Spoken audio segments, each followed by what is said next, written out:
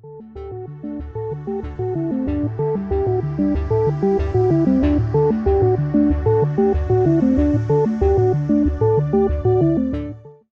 everybody, and welcome. It's so great to see so many of you in the audience today.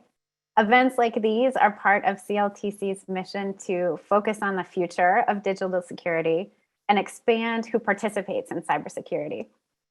Today's discussion is the second in a series on different facets of data scraping, as technological evolution forces us to rethink age-old questions such as what is public and what is private.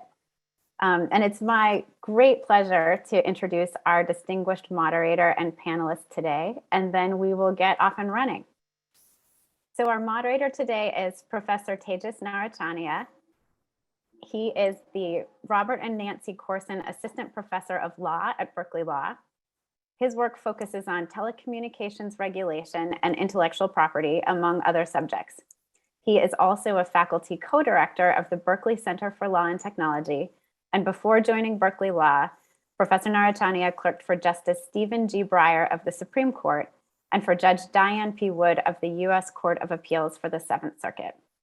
He has a JD from Columbia Law School and is also a Berkeley alum with a BS in electrical engineering and computer science and a BA in political science.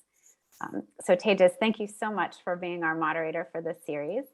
And our panelists today are Brandie Nonnecke and Clement Wolf. Dr. Brandie Nonnecke is founding director of the CITRIS Policy Lab, headquartered at UC Berkeley, as well as co-director of the newly launched AI Policy Hub at Berkeley. Brandie has expertise in information and communication technology, policy, and internet governance.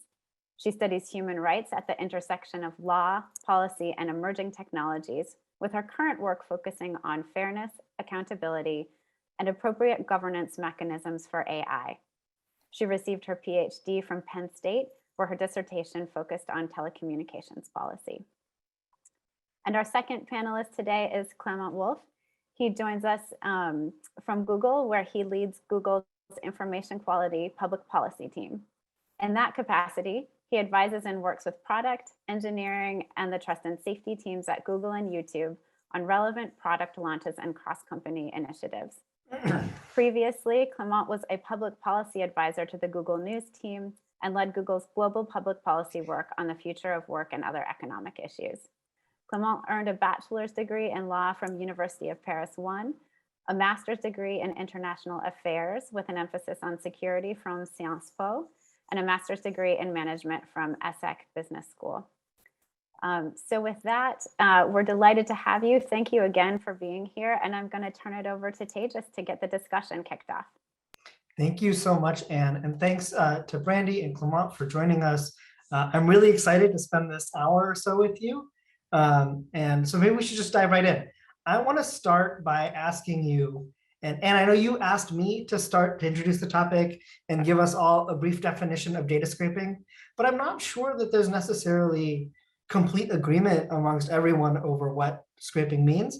So maybe I'll turn to each of you, Clement and Brandie, to tell us what you think scraping means. And we can suss out maybe some areas of disagreement or areas where things are not clear. And I don't want to spend too much time on definitional issues, but I think it's worth setting the stage for what we're talking about. Brandie, why don't you go first? What's data scraping? Great, thank you. And thank you all for hosting today's discussion.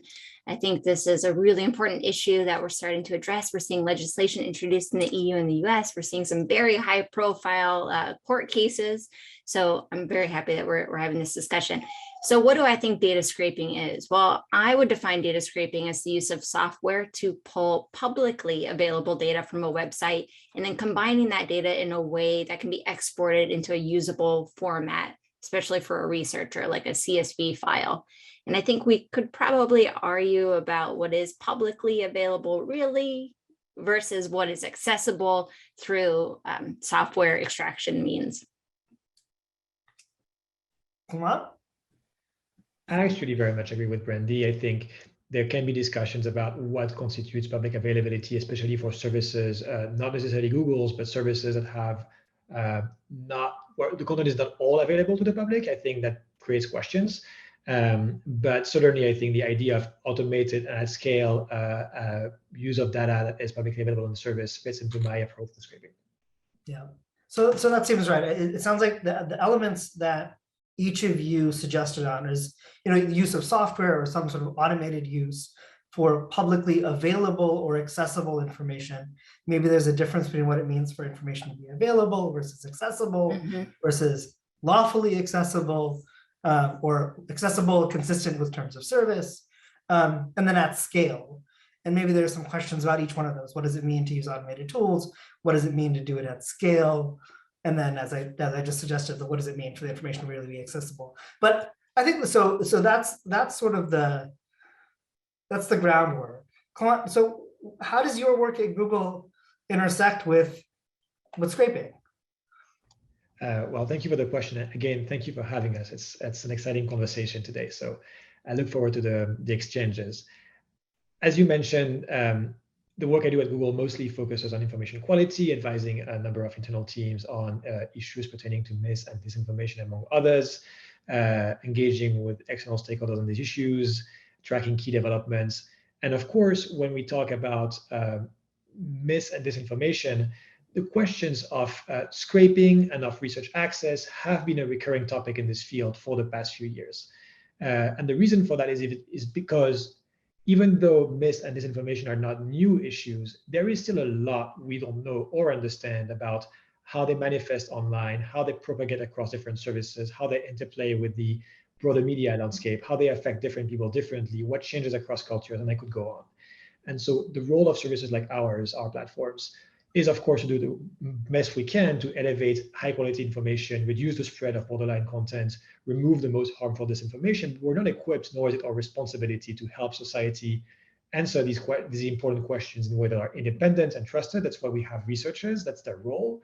And even though there is a lot of research that is published about disinformation online every single day, and that should keep going, researchers understandably complain that there are questions that are really hard to answer without some sort of access to data that is currently proprietary or that is protected by platform terms of service.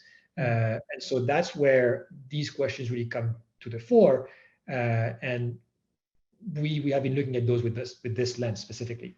Yeah, I want to put a pin in one of the things that you said, which is scraping for research access in particular. Research access, I think part of what you emphasized was research access for purposes of understanding and addressing misinformation and disinformation. Data scraping for research access is broader than that, to be sure. But I want to come back to that in a second. But first, Brandie, why don't you tell us a little bit about how your scholarship has intersected with questions about scraping and why you're interested in scraping. Yeah, happy to. So at the CITRIS Policy Lab, we've been doing empirical research for a few years, looking at how mis and disinformation spreads on online platforms, especially use of automated accounts like bots to spread that information on Twitter. And in that work, of course, as a researcher, we want more information. We want to know, well, who's behind these accounts? How is the recommender system prioritizing their tweets and their content over others? And it's clear that both platforms, policymakers, and the public see that there's a significant challenge being faced by platforms on how to effectively identify and mitigate the spread of harmful content. And we're constantly seeing new pieces of legislation introduced. We actually have a database that will go live quite soon, probably in the next week or so, that is documenting proposed reforms to Section 230, which is the protection for platforms against user-generated content, liability protection. And that work, I think, it just shows that we realize that this is a problem and we need more data and more research. I will just say one last thing before I pass it back. The last thing I think platforms want is for there to be legislation introduced and passed that does not address the challenges that they are facing. Why would they want to be beholden to comply with legislation that may be overly burdensome or completely misses the mark? So I would say, and I hope that platforms are supportive of wanting to open up a little bit more for there to be this independent research so that we can know more of what's happening, this very influential platforms very influential in our lives, and have that really shape appropriate legislation and regulation. Yeah, it's a good point, right? And there is a lot that is happening with Section 230, and there is a positive political economy story to tell about how do we get from proposed legislation to an actual bill, given the stakeholders. That is a really interesting conversation, and I want to have it, but I want to ask some different questions, at least first. So maybe I want to start with the substance of the information, right? The information being, in many cases, the user-generated content. If we take as a sort of starting position, Clement, as you suggested, that there is some set of public interest research that requires access to the data on the platform, right? Whether it's the content that it gets posted to the platform or information about how that content is disseminated. How should we think about what research counts and what research counts? Yeah, maybe the question is, what research counts such that we are willing, or you are willing, to merit exceptions from normal terms of service to allow the research to happen? Clement, maybe I'll start with you, given your role at Google, and then Brandie, I'll ask you this same question. How should we think about what research counts? I wish I had a very straightforward and easy answer for you.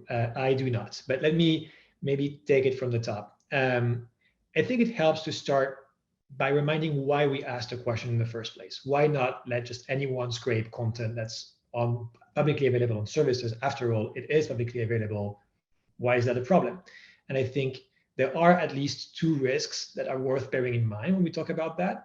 One is, well, if I'm a malicious actor and what I really want is to game or circumvent or exploit the platform's ranking systems so as to elevate information to users that is either scammy or that is harmful in other ways or unreliable, then one of the things I might do is try to scrape the platform so as to better reverse engineer its ranking systems and figure out where there might be gaps. So that's an integrity question. It's a clear risk. It is a known one, and it's one of the reasons why platforms have these defenses. Another one is, even though information might be publicly available, it is not nevertheless personal information sometimes to the people who posted it, and therefore the ability for anyone to just vacuum it, reprocess it, and use it for different purposes causes serious questions from a privacy and ethical standpoint. So for both of these reasons, it makes sense that there should be some sort of barriers towards anyone just picking any data they want on any platform. And that's why we have these scraping protections. Now, back to your question, if there is such a thing as public interest research, what does that look like? And it's hotly debated. The reason why it's hotly debated, in my opinion, is that there are questions nested within this question that don't really get called out as often as they should. And the set of questions that I have in mind is like, one, who makes the determination, right? We all might have a sense of what we mean when we say public interest research, but presumably we can all agree that it would not be a great idea if platforms were to decide that alone. I don't think anyone wants that. I don't think we want that as platforms either.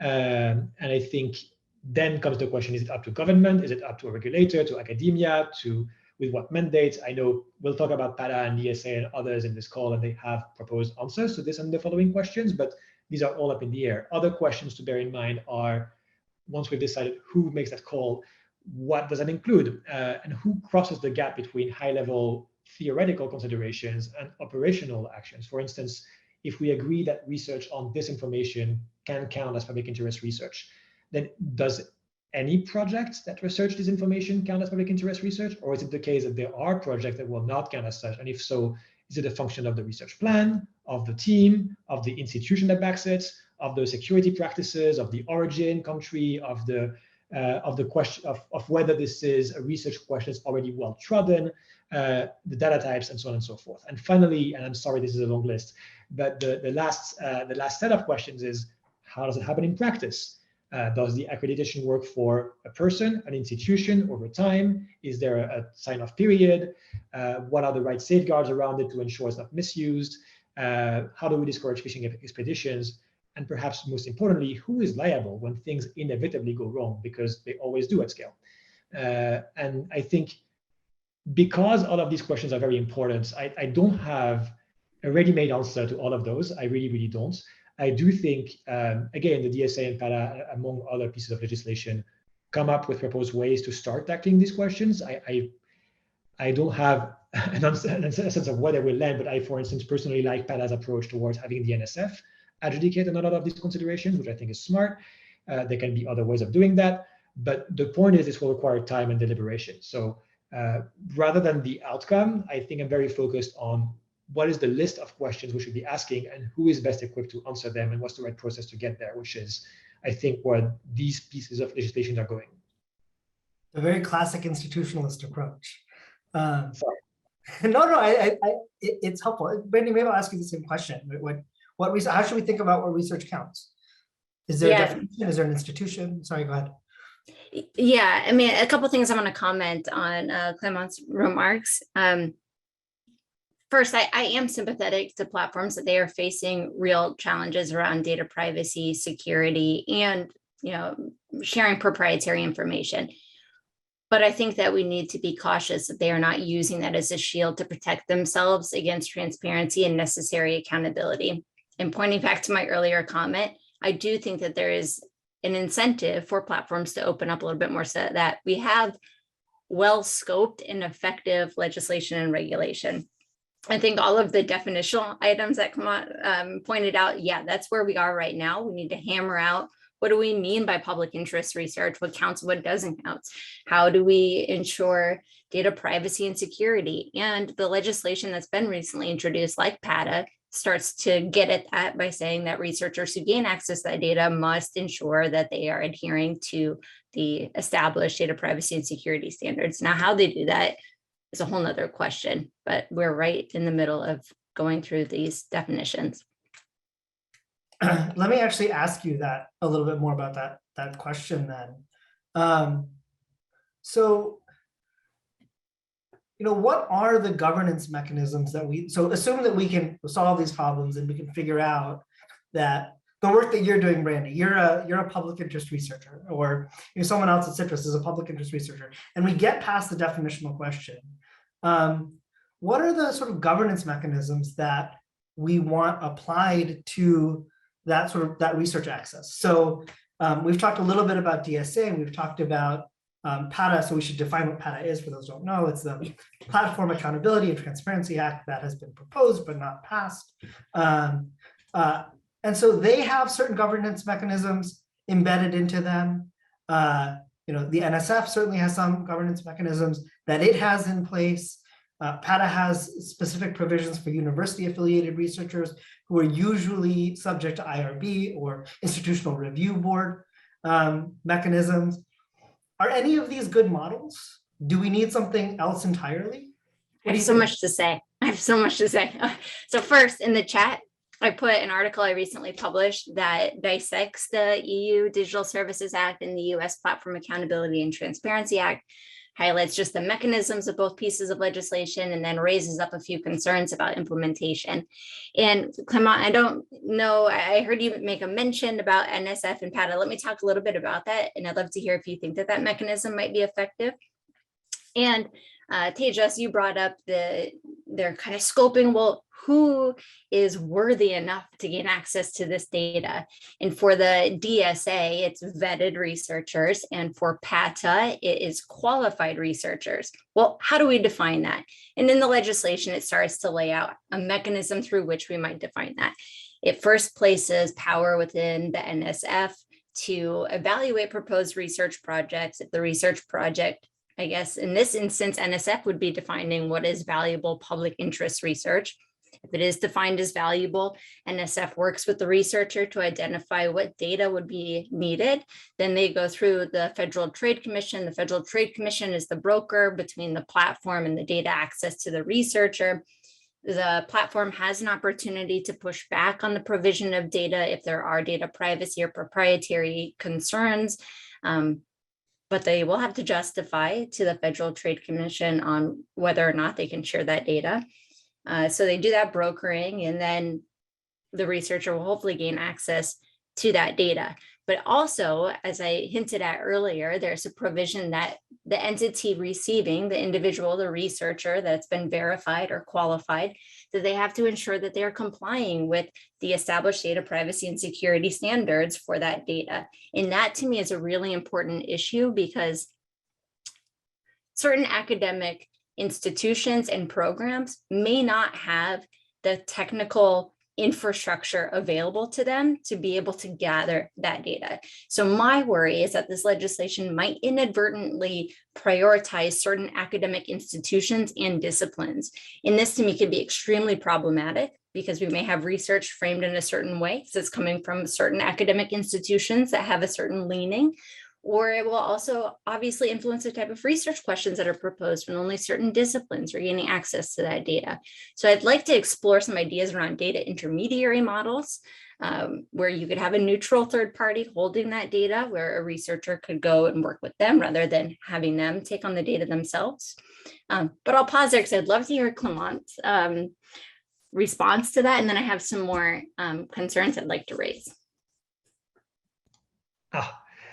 All right, well, quickly on that, first of all, I should mention, if memory serves well, I think one of the things PANA does as well, which I think is very important and we haven't really discussed today, is it clarifies that both platforms and researchers who comply with the guidance set out by the NSF and FTC according to the law are exonerated from liabilities that will result of the research itself. In other words, gives legal certainty to participants, which I think is very important. And I don't know that, for instance, the DSA is clear on that front, and I think it's a big thing as part of PANA for this all to work. But back to your question, I understand your point about the disciplines and the types of universities potentially being prioritized or left out by the approach.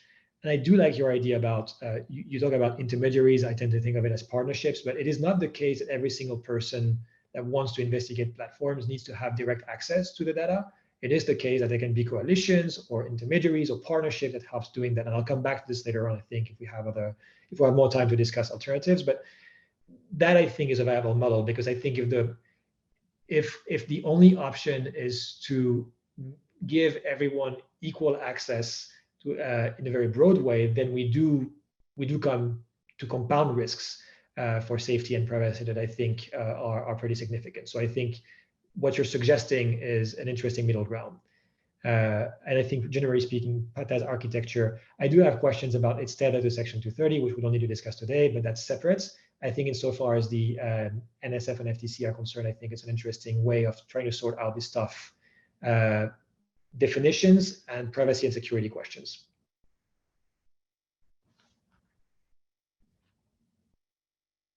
Brandie, you said that you wanted to respond. I do. I have another point that I want to bring up. And I think this is not addressed in either pieces of legislation, but I think is critically important for these models to be successful. And before I talk about what I think should happen, I want to tell a little story of something that happened that didn't work out so well. So probably everybody on this panel, on this call, and many people in the audience know about the Social Science One collaboration, where Facebook partnered with the Social Science Research Council to give social science researchers access to data. At around this time, GDPR, the European Union's General Data Protection Regulation, went into effect. And so Facebook, of course, said, we need to make sure that we're giving data in the researchers in a way that doesn't, it must comply with GDPR. And so it took a long time for them to do it. They ended up implementing a differential privacy model on the data before giving it to researchers. That took like over 20 months. The researchers finally got access to the data. Great, so excited, right? Jump in, start analyzing that data. A while later, one of the researchers found out that the data had a pretty significant flaw.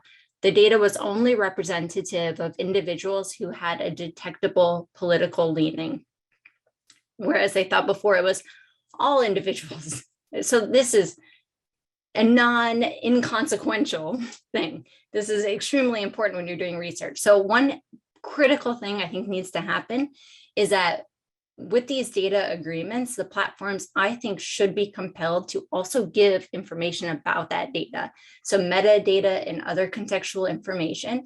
So as a researcher, when you're looking at that data, you know more information, you know how it was collected, transformed, cleaned, any other processes that happen on that data before you gain access to it as a researcher. Otherwise, I think the value of that data is significantly called into question. Part of that story brings up actually one of the questions that has come in through the Q&A. So maybe I'm going to jump ahead a little bit and ask that question. And this is also a good moment for me to remind the attendees to send your questions in through the Q&A. We should have some time at the end to address them. So Rachel asks a question about the sort of jurisdictional questions that apply to US researchers and sort of which terms of service and in particular which privacy laws apply. And so, like, you know, the Social Science One research, the research project, as I understand it, was US based, but they were looking at data that was global in scale. And so Facebook had to segment its data and apply differential privacy rules. Maybe you can just say a little bit about sort of how this works in a sort of step-by-step basis, because of the different privacy and security laws that we have in different jurisdictions. Brandie, I meant to ask you, but I'm looking at Clement. I don't know. I can imagine it's quite a daunting task for the platforms to ensure that they're compliant with all relevant data privacy laws. And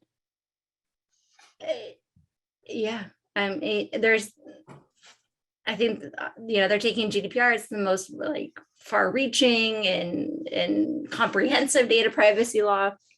So I don't know. I'm going to kick it to Clement. Yeah, and maybe Clement, you also want to talk about it, maybe not just in terms of GDPR versus the US, but maybe like GDPR versus CCPA versus what's happening in Utah. Like how do the state level rules affect what you do on a day-to-day basis? That is where I have to remind that I am not a lawyer and even less so a privacy lawyer. So my expertise on that specific front is limited. What I can say is that, of course, when we engage in a project like this one, for us on the platform side, we can't risk ignoring legislation from countries that might be in scope. So of course, we have to consider GDPR. Of course, we have to consider other relevant legislation, whether states or federal, as well as any other that might apply, which is why it's so challenging. I was not involved in Social Science One. I cannot speak for Facebook, but from the outside, it seemed pretty daunting indeed. And I'm pretty sure that even though the flaw that you highlighted, Brandie, did take place, and even though there was some criticism of the program, I have no doubt that it was a tremendous investment to even get there, because I know for a fact that getting this kind of program kicked off and organized and building the pipelines around it and the operations is just tremendous. The amount of man hours involved must have been colossal. So all of this is to say, I think that's precisely why, coming back to these questions around PATA, DSA, and others, that's precisely why these definitional questions and liability questions matter, because they provide the clarity to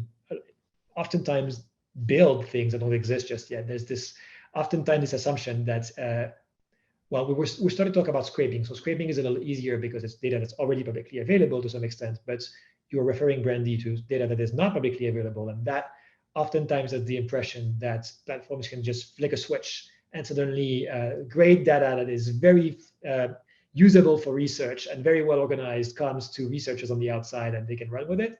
And the reality is very different. That's not how our systems are built. They're not meant to facilitate research use cases. So it just requires significant investments.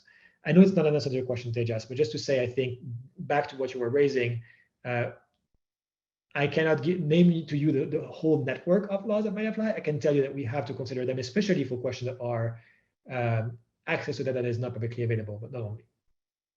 Yeah, I'm going to come back to that question again about sort of what is and isn't publicly available, but maybe I'll ask a slightly different question about the privacy laws and what the interests that they're protecting and how those relate to the interests of the researchers, right? So, data, information, all this stuff in aggregate, it's a relational, it's a collective good. If we can view it in toto, we learn something new about society, or we can get positive.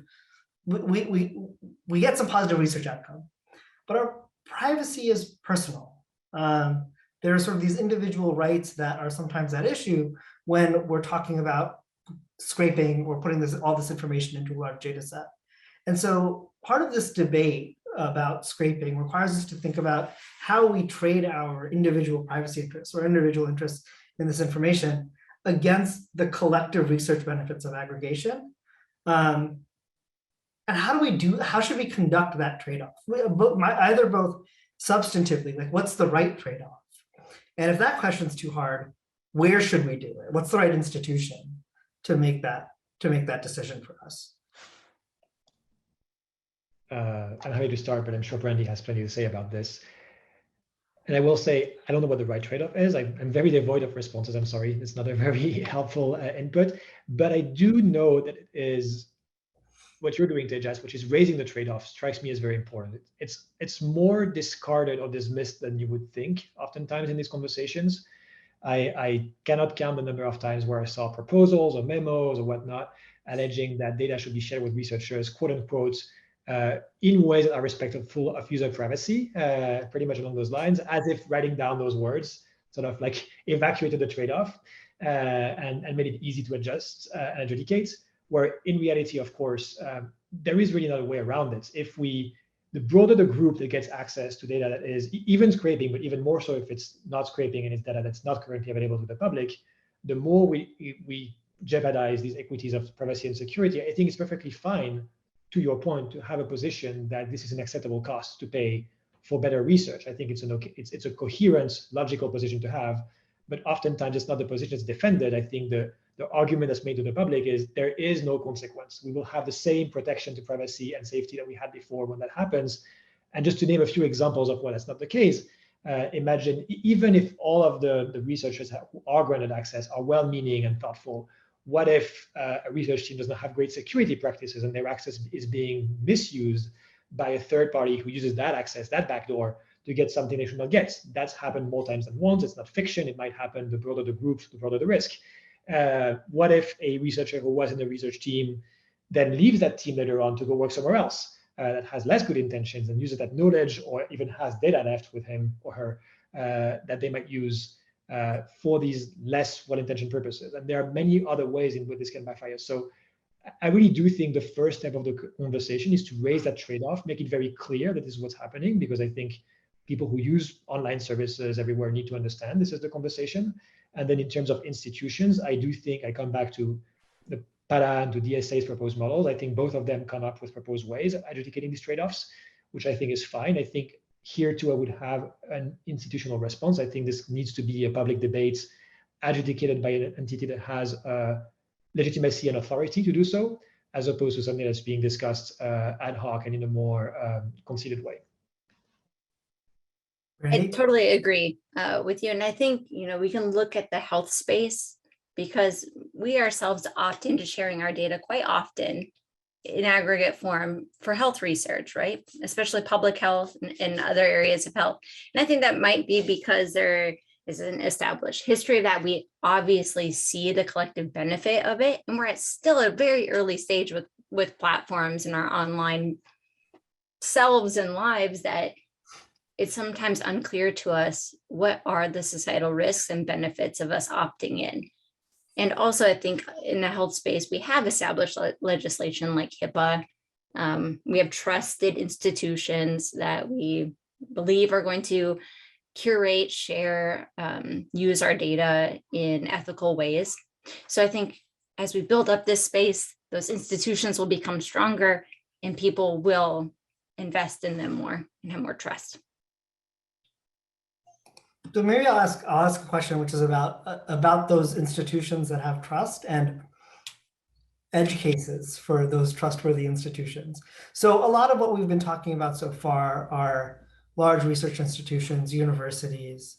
But how should we handle governance questions around scraping for other sorts of research purposes? So maybe you're a journalist and you're scraping police records. Maybe you're a defense lawyer and you are scraping Instagram or Facebook to try to find or substantiate an alibi. Maybe you're a fact checker or a filmmaker. Like, these are not the same sorts of like this isn't Berkeley, it's not Stanford, it's not Harvard. It's like these aren't large research institutions that have, you know, some amount of trust and also some amount of skepticism that attend to them, but they seem almost different in kind. How do we think about, how should DSA or PATA or anybody think about these other sorts of research purposes and research entities? If I could comment really quick, the PATA, it does have a safe harbor for journalists and other researchers who are scraping data. It also creates a protection for a voluntary data donation from users to the researcher or the creation of research accounts. So I wanted to flag that that is a protection in PATA. Does PATA do enough? Yeah, I mean, I think that protection's like, it's really extremely helpful to have that safe harbor so that you do not, as a researcher, fear a cease and desist letter and a lawsuit from a platform that obviously has a lot more money to throw at you than you yourself or your institution. Yes, I think it's a very important protection. I think that might be the first time in this debate that Brandie and I have a slightly different perspective, which is, I mean, not necessarily different, but I really do like the data donations model. I don't think there's any concerns with that. That certainly feels very, very smart. And I've seen a lot of interesting research papers using that model. I think when it comes to scraping, I'll come back to my earlier point, which is if the notion is that we want to enable very broad constituencies to have scraping access on platforms, then I think at least it behooves us collectively to acknowledge the risks that this creates. And if we're fine with those risks, then that's a decision that we can make as a society. But I would want to make it clear that the more we broaden the group, and you've mentioned journalists, you've mentioned fact checkers, you've mentioned civil society organizations. I mean, there are no clear boundaries around these groups. There's not even a clear boundary around academic research to begin with. But clearly, these are broader, much broader groups. And so in a sense, it really materializes the risks I was mentioning earlier. Nothing stops someone who's a bad actor to declare themselves a civil society organization or a fact checker or a journalist and run scraping and have these be the consequences. And if that's what we're fine with, then I appreciate that outcome, but I do think it poses risk. And to my earlier comments, I do not believe it is the case that every single person that has a legitimate interest in getting information needs to have direct access. I think in some cases, partnerships or coalitions, joint efforts might work equally as well and diminish the risks. So that'd be my pushback. So maybe I'll ask one question that's framed as a little bit of pushback, but it doesn't have to be taken that way, which is, so assuming that there's a little bit of space between the two of you on this question, right? One, we might ask ourselves, where should we adjudicate differences in how much access is appropriate beyond the large research institutions? And you know what we're talking about here is we're talking about PATA. So we're talking about a bill that's in front of Congress, the world's greatest deliberative body. Is that the right place? Like, is Congress the place to be making these calls?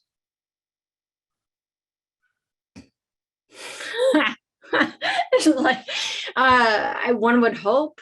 Do I think it's actually going to move forward and be passed into law? Probably not, and definitely not in its current state, but I think that's the appropriate body where it should go. But I also think we can't discredit that the platforms themselves have been proactively engaging with researchers and setting up many of these standards themselves. And so I think, you know, showing platforms this is something we're really interested in, we really want it, there could be legislation. And also, I think by having the legislation, it may help the platforms think through new models and new partnerships, new ways of sharing data.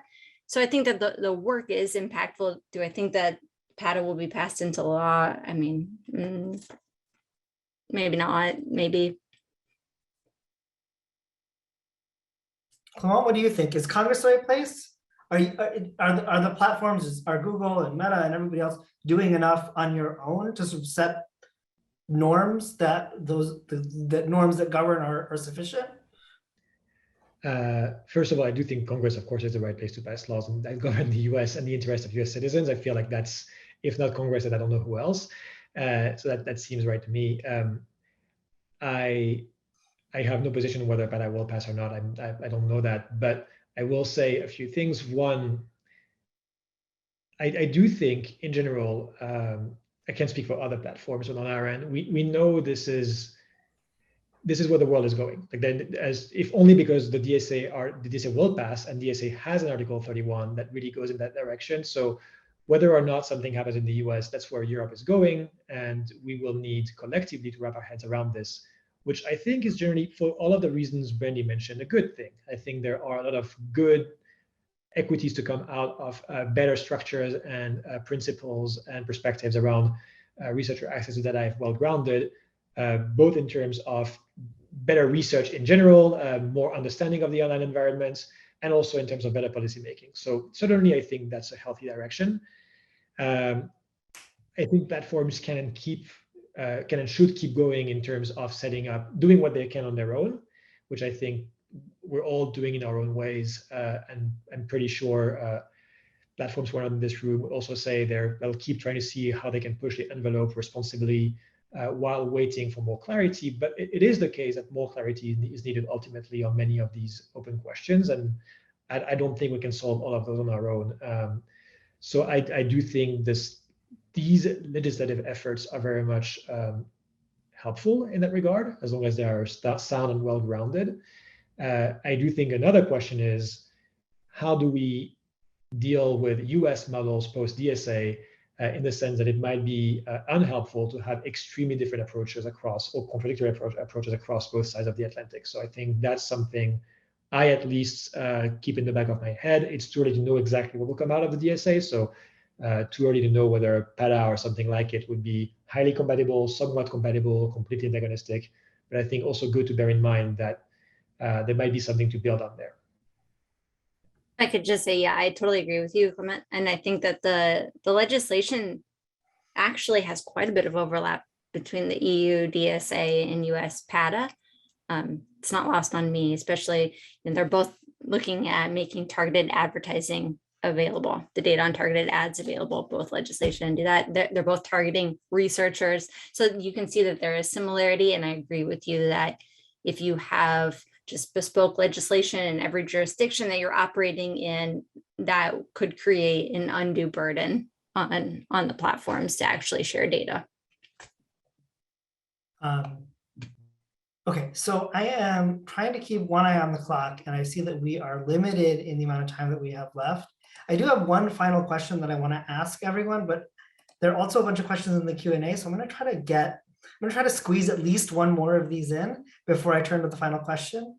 And so Dean asks about equity in policy, and in particular, the sorts of differential effects that data access might have on different communities. So some communities might be more vulnerable to oppressive or bad uses of data scraping, as Dean puts it.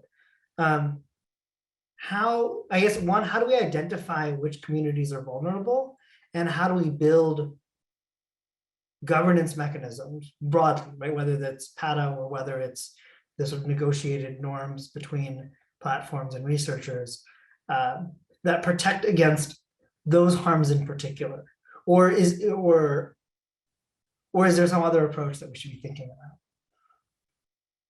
Brandie, you first.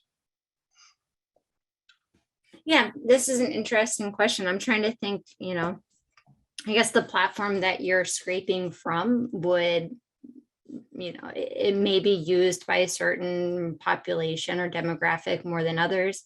Obviously some government sites that may disproportionately target or interact with certain communities, then you might be pulling data that is very closely tied to certain protected characteristics. So I think it's also the platform. Yeah, I don't know, but I just don't know how you could possibly put in place some sort of governance or some type of mechanism that would mitigate that harm, because it's really just an artifact of who's using the platform and the data collected on the people using that platform. To build on top of that, if that's okay, first of all, I agree with Brandie. I think it's an important question, and thank you so much for raising it.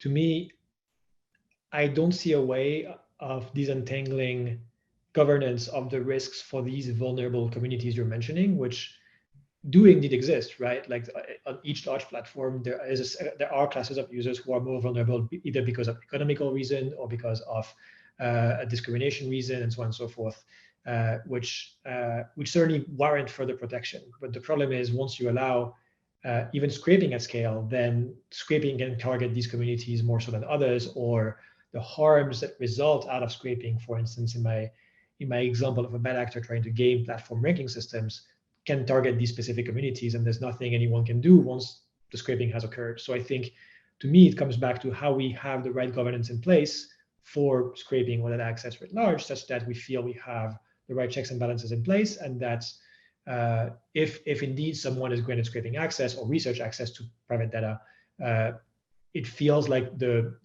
pros outweigh the cons, and that the interests of these communities have been taken into account in vetting research plans, organizations, and so on and so forth.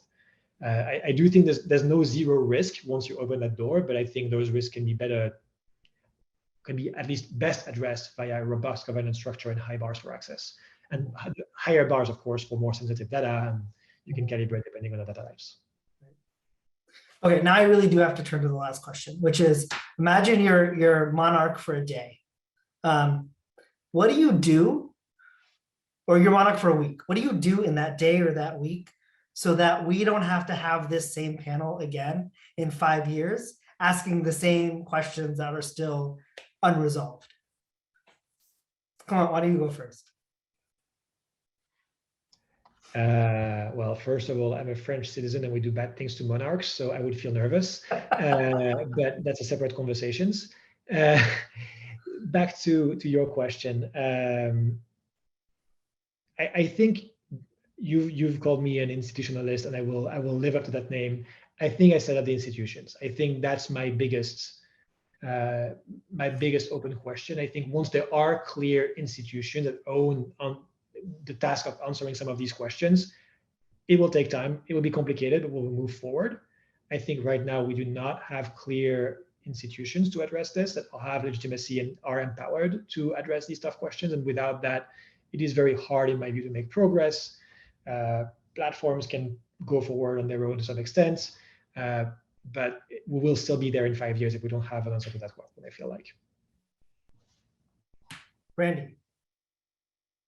Yeah, I agree that we need to build in these institutions, but I also think we need to have these conversations, because we need to have these conversations continuously, because the internet and the way we interact with the internet, look at Web3 is just on the horizon, is changing every day.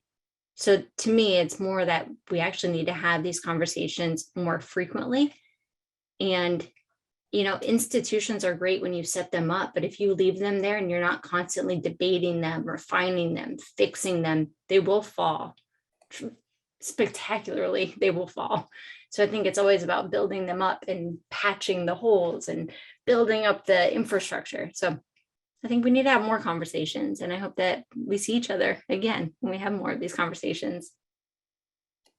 Well, that was super fun. Thank you both so much for taking the time to chat with me and to chat with everyone in our audience.